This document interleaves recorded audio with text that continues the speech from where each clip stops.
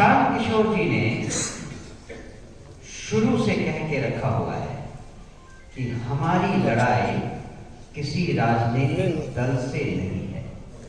और जो मैंने आपको पहले बताया उसमें भी आपको क्लियर हो गया होगा कि हमारी लड़ाई में कहीं कोई जाति समीकरण, कोई तरह का समीकरण, कोई राजनीतिक पार्टी का कोई सवाल नहीं था, कोई मेंशन नहीं था।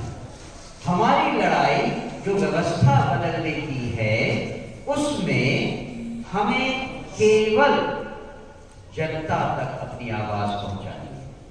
जनता को ये समझाना है कि आपको किस तरह से पिछले 40-50 सालों में विभिन्न राजनीतिक दलों ने और विभिन्न नेताओं ने लूटा है, कैसे आपके साथ धोखा हुआ है।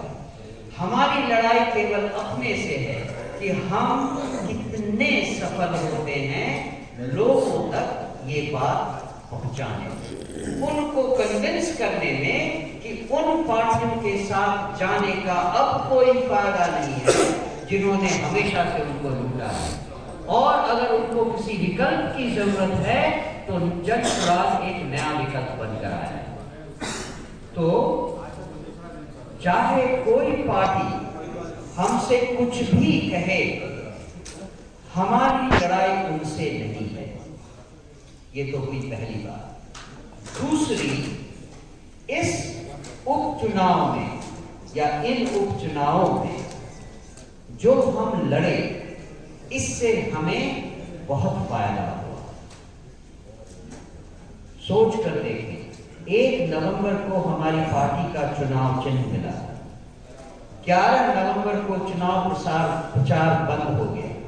इस बीच में दिवाली आई, छठ आया, करीबन 8 दिनों का इफेक्टिव कैंपेनिंग हम अपने चुनाव चिन्ह के साथ कर सके।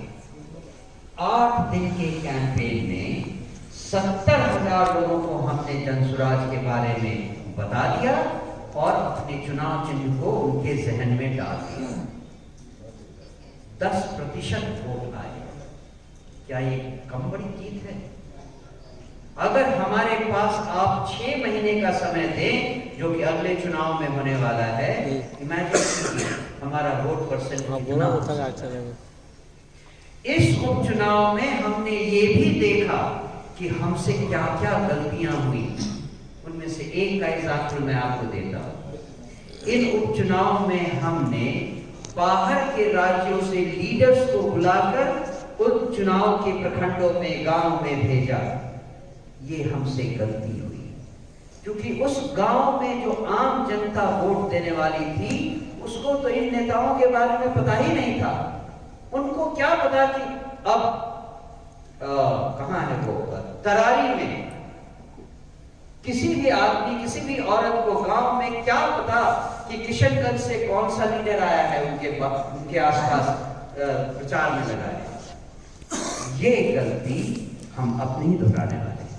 जो लोकल लीडर्स हैं उनको लेकर जनता के सामने जाएंगे और उनके मार्फत उनका समर्थन मांगेंगे।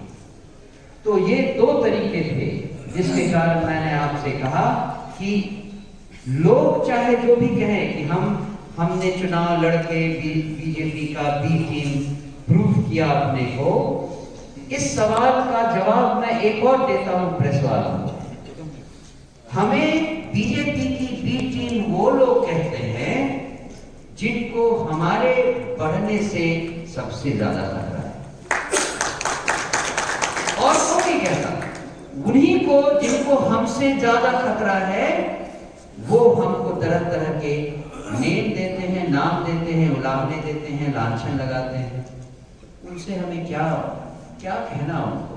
ना तो वो पढ़े लिखे हैं, ना समझदार है, डंडे के बल पर उन्होंने शासन किया है। जनता जितनी सताई हुई है उसी का तो जवाब देना है इस बार।